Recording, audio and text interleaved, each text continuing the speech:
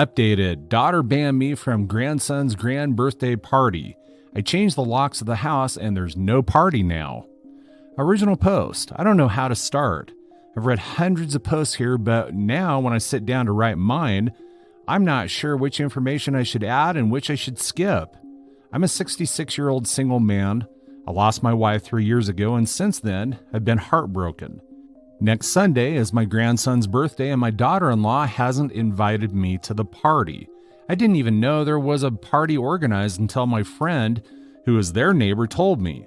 We go for morning walks together, and on our way, he mentioned the party. It was shocking because I'm very close to my grandson, and he loves me too. He's turning 1 next Sunday. When my friend told me about the party, I thought it was a small cake-cutting event with just the kids of neighbors. But my friend told me that the party was going to be grand. Not only the kids, but the adults were also invited. The invitation says the kids' name +1. The invitation includes a dinner as well. This was unbelievable because my son isn't that well off to spend so much money on his son's birthday party. I snapped at my friend, thinking he was exaggerating, but he sent me a picture of the invitation card, and he was right. The party seemed big.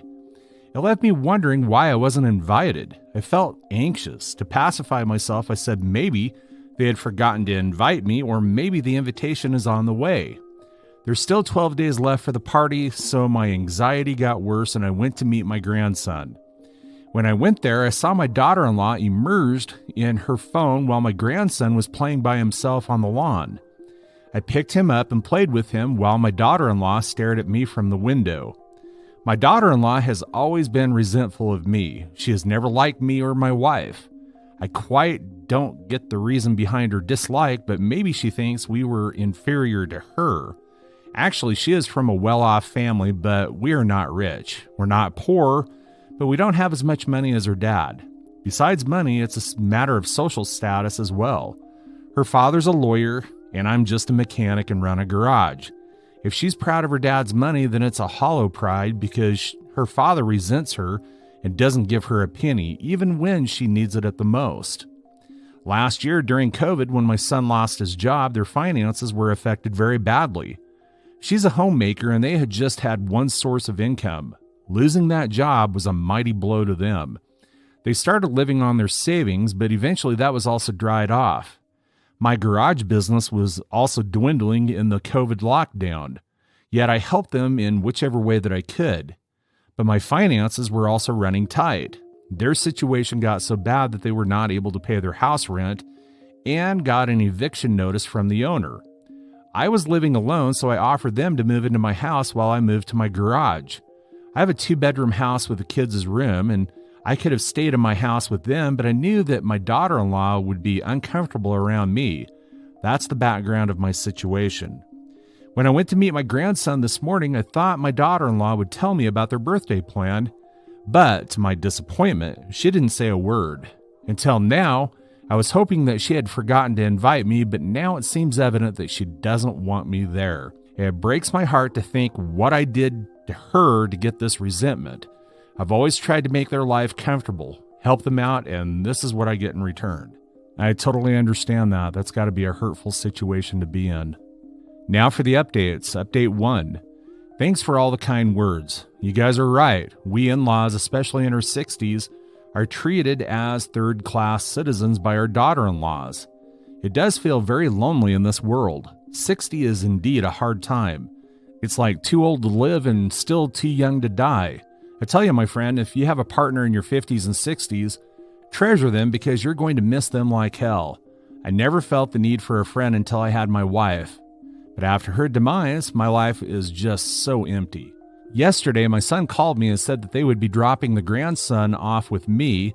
They're going out for shopping. Yes, I babysit for them because hiring a nanny involves money, and here this old man gives them free service. They know how to exploit me emotionally, financially, and through all means. When they came back to pick him up, I asked my son, "Done with the party shopping?" My son's face turned pale. His car's back seat was filled with stuff, and some of the decorative items were popping out from the back window. He just missed it and said, "Oh no, there's no party. We brought some toys for the baby, that's it." He's not good at lying. I looked at him with a straight face and said, I saw the invitation card that was given to the neighbors. Before my son could say anything, my daughter-in-law yelled, "So what? Are you pissed because you needed an invitation to a kid's birthday party? Are you a toddler?" The way she defended it made me mad. I was furious, yet I reported calmly, "Watch your tone, lady." My son said that he would visit me the next day to sort out the matter. I kept waiting, but he didn't show up. How naive of me to think that he would come to me to apologize about his wife's behavior and request me to join the party. I know what you guys are thinking. Delusional old junkie. Yeah, that's me. I was wondering how they were able to manage the expenses of such a big party. Then I realized that they were hosting a party with my money. Last month, my son borrowed money from me to pay the mortgage on his car. He said he had defaulted for 2 months and now the bank was behind him for the payment. He promised to return it this month. Whenever he borrows money from me, I know that he's not going to return it, yet I lend it to him. I know I'm soft on him, but look at my situation.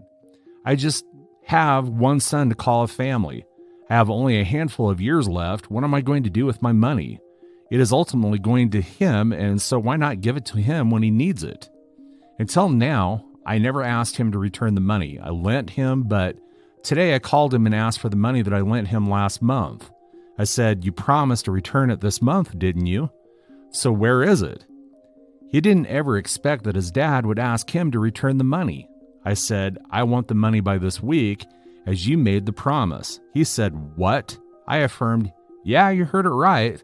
I want my money back this week." He came to visit me in the evening. I confronted him about his wife's resentment towards me. He said he was aware of it, but couldn't help much. I said, "Of course you can't force your wife to love me, but you can surely stop lying to me for money. I know you lied about the car mortgage thing to borrow the money for this birthday party. I also know that this party is not for the kids only.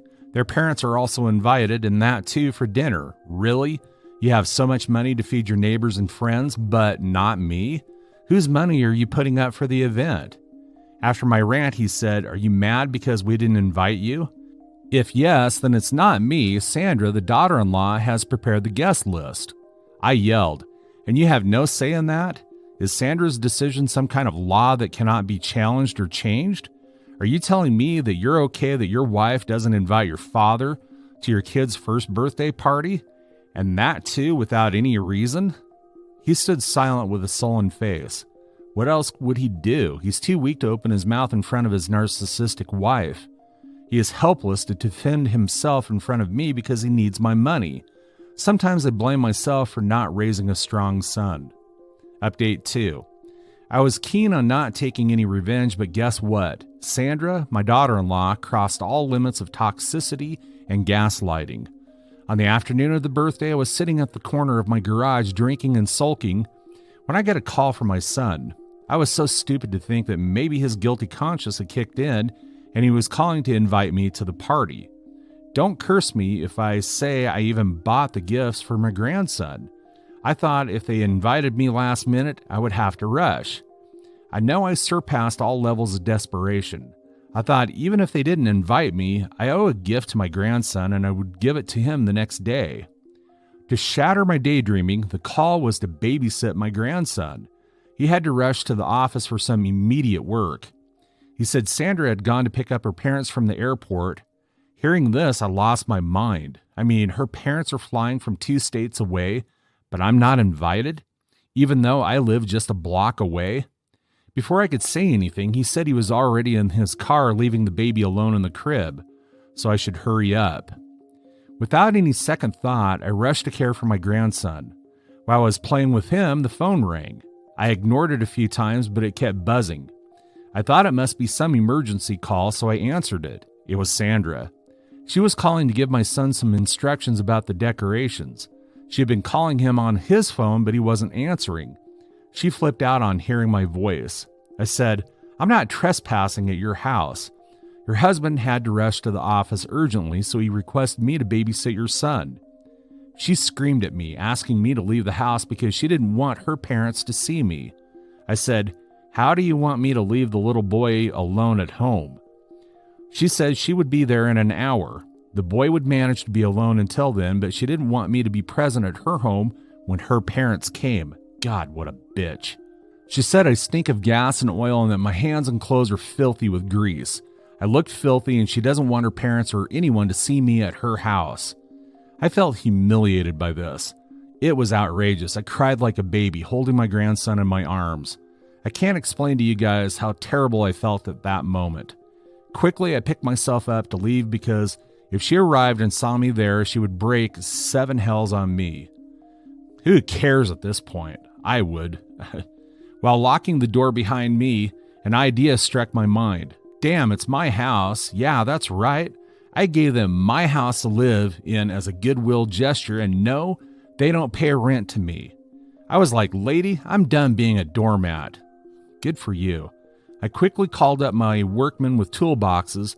They helped me change the locks of the house, pack their clothes and their belongings, and thrash them out on the front porch. All the big items like furniture and electronics were mine. They didn't bring any. After that, I held my grandson and strolled on the front lawn waiting for Sandra to arrive. As soon as I saw her car entering the driveway, I went towards it, handing over the baby to her through the window and walked towards my car. She sat the baby in the car, or maybe gave it to her parents, and came behind me yelling. She screamed at me, asking why I was still there when she had asked me to leave. I didn't bother to look at her or respond. I just sank inside my car and said, if you need any help moving your stuff out, call me. Before she could react or understand, I drove off. Just a few minutes later, she was blowing up my phone with her calls. I ignored it. Then she sent me voicemails asking why the lock was not opening and why their stuff was thrown outside the house. I laughed at her messages. I was like, woman, get a hint. You've become homeless. I went to my garage and sat on the entrance. I knew that she or my son would pop up soon, and there she was. She came charging at me. I said, before any evil thoughts come to your mind, let me tell you, there's a camera installed everywhere, and it is fully functional. She yelled and basically repeated the same stuff, asking why the house was not opening. I said I changed the locks and the key is inside the garage, which stinks of oil and grease and other nuisance. Would you like to touch that key? She was aghast. She pulled her hair and screamed, asking why I changed the locks. I stared at her and replied with a straight face, remember, that house is mine. I did a favor by letting you all live there. She cut me off, asking why I threw their stuff out, and I said, because I changed my mind now. I don't want you guys living there. She stamped her foot, went back to her car, and drove off. I knew this was not over. After some time, my son showed up with red, teary eyes. That his technique of manipulation, he was like, Dad, please give us the keys, I promise. Sandra will be nice to you. She is going to apologize to you. I stopped him right there. Really? Sandra is going to apologize to me? Where is she? His face lit up and he asked me if Sandra apologized, would I give the house back to them? I said, I don't know. I might consider it depending on how she does it. He stood up to call Sandra. The way he was talking made it seem that she was not ready to apologize, but within 10 minutes she arrived. She started off by saying, look, I'm sorry. I said, hold on, let's sit inside the garage and talk. She was reluctant to get in, but my son gave her a look and she followed us inside, covering her face with a napkin. Her sorry felt like it was a favor to me. She was like, okay, sorry, I won't yell at you again. Please give us the keys. My parents are waiting outside. They are tired from the journey. I was dumbfounded at her way of apologizing. I looked at my son with wide eyes. She was like, okay, sorry again. Enough of making faces. Our guests would be in soon. We need to arrange everything, and yeah, you can join the party too, but please wear new clothes. I could not bear her tone anymore. I stood up and screamed, get out. Just get out of here and never show your bloody face ever again. You're not getting the house ever again, not even when I die. Instead of being sorry for her behavior, she started yelling at my son. See, I told you he's not going to listen. We should call the cops on him. Oh my gosh, what a piece of work. He shrugged her hands off and yelled back, that's his house. We cannot call the cops on him. Cops are going to bash us for mistreating him. They left the garage yelling at each other. My friend who lived next door said that Sandra and my son came back and told her parents what had happened. Maybe she was lying to manipulate the truth when my son intervened and explained the whole truth. Her parents were heard yelling at her. Then they handed the baby over to her and left. Few of the children also arrived at the birthday party.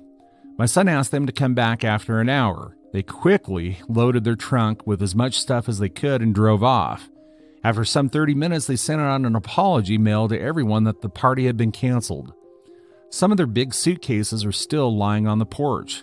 The friends and neighbors were not stupid to not guess what had happened. The party got canceled at the last minute, and stuff lying outside adds up to most of the things that they were being kicked out of the house.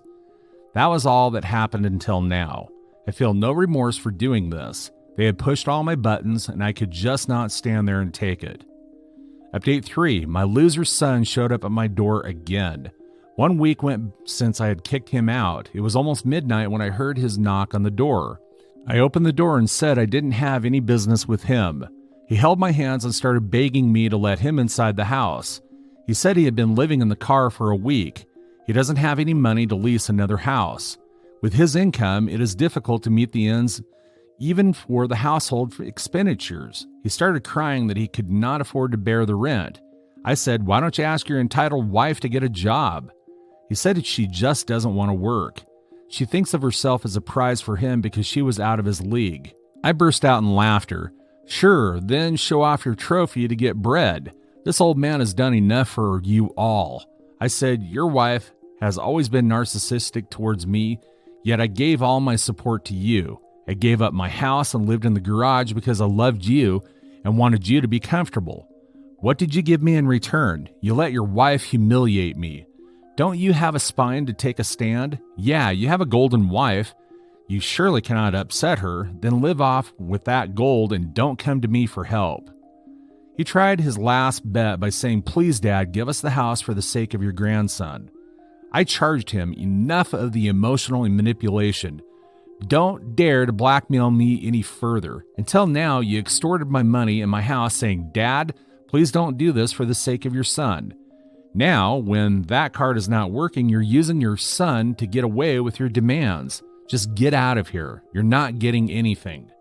The next day, he showed up with his wife and son, and I said, "I'm not taking an apology. It's not about birthday invitations. The hatred is deep-rooted. She hates me for my job. She considers it menial. There's no way I can let anyone mock my profession. Mechanic jobs may be dirty and our hands may be dirty with oil and grease, but dude, it involves skills. What do you have? You are jobless. Just because you are beautiful and your dad is a lawyer doesn't give you the right to humiliate others." She fell on her knees and said sorry, but I slammed the door in her face. I don't want to have any contact with that toxic woman and that spineless son. I know it's not the end of the world for them to be kicked out of the house. Eventually, they'll be able to put their life together. I also know for a fact that they would never forgive me. In fact, they're going to make my grandson bitter about me, but that's okay. I have given enough of myself to become likable by my daughter-in-law. I've realized it the hard way that even if you give your life, there are some people who are never going to like you back. Now, I'm okay with that. Okay being called a grumpy, selfish old man who threw his son and daughter-in-law and 1-year-old grandson out of the house to live on the streets. The only remorse I have is for my grandson. That little creature has no idea what kind of parents he's got. He's living an uncomfortable life because of his stupid parents, but I'm not going to do anything about it. Story 2. I thought I was getting engaged this weekend and now I feel sad and gross. I'm going to say up front I don't deal with disappointment easily. Never have. Not since I was little. It's the one emotion that just completely floods out rational thought and control from my mind. I always end up crying no matter how hard I try to fight it. That being said, this weekend was my 27 female 4-year anniversary with my boyfriend 27 male. We live together, both have well-paying jobs, and are very open about our future together. We talk about marriage a lot, that isn't something we're weird about, and he's even told me he's had a ring picked out for over a year. We also travel quite a bit, but I'm usually the planner, so when he came to me a few months ago and told me he had booked us a trip to upstate New York for our anniversary, I was genuinely surprised. I didn't want to get ahead of myself, but the timing felt right, and I thought maybe it's time, maybe we're going to actually get engaged. I had even had a few friends tell me unprompted that they thought he was going to propose when I told them, what my weekend plans were. To add on to it, he also told me his family would be flying across the country to visit us the weekend after we got back. It all felt a little too perfect, and I was basically convinced this was going to happen. He had even made a comment about needing to pay down his credit card, implying he made a large purchase.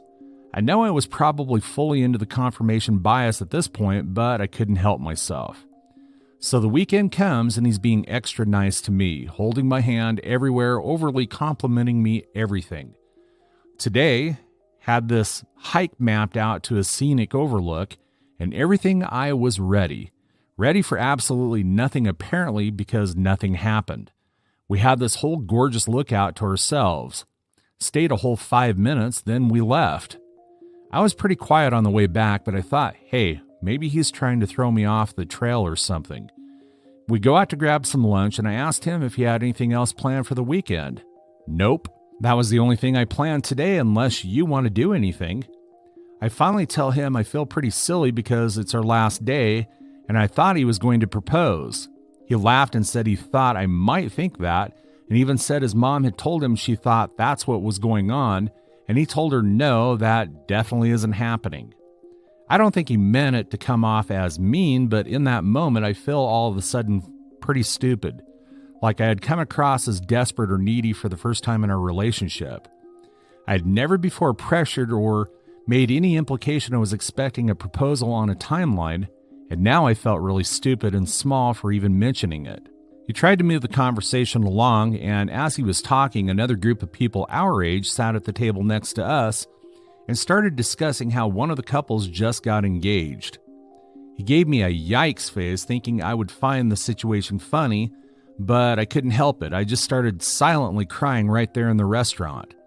It was like the emotional high to low caught up with me all at once, and I couldn't help it.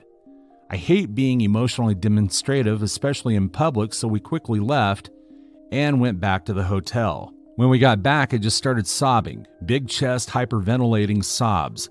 I felt like I had broken something I couldn't fix. That by telling him I was expecting a proposal, I now erased the possibility of a genuine, organic one. I had ruined that for myself. He was very apologetic for not understanding the optics of the situation and said he would have if he had a ring, and he felt dumb looking back on how he set things up to look one way. I cleaned myself up and told him I was more upset and embarrassed with myself. I never wanted to be the type of person that forces someone into an engagement. I put on a brave face and tried to be upbeat the rest of the day, but as the day wore on, that hole of disappointment just kept opening on my chest. I felt gross and small and found it difficult to think about anything else. I could barely talk or look at him because I felt I ruined this weekend he'd planned by making something out of nothing. I just went back and quietly laid down in the hotel room. I just want to sink into myself right now. It's not even like I can get some time alone to just be sad because we live together. I don't really have anyone to talk to about this, so I thought I'd put it here. Feels really inconsequential in the grand scheme of things, but just wanted to get it off my chest. That's all for today. If you're enjoying this story, please like the video and share your thoughts in the comment section down below. Thank you.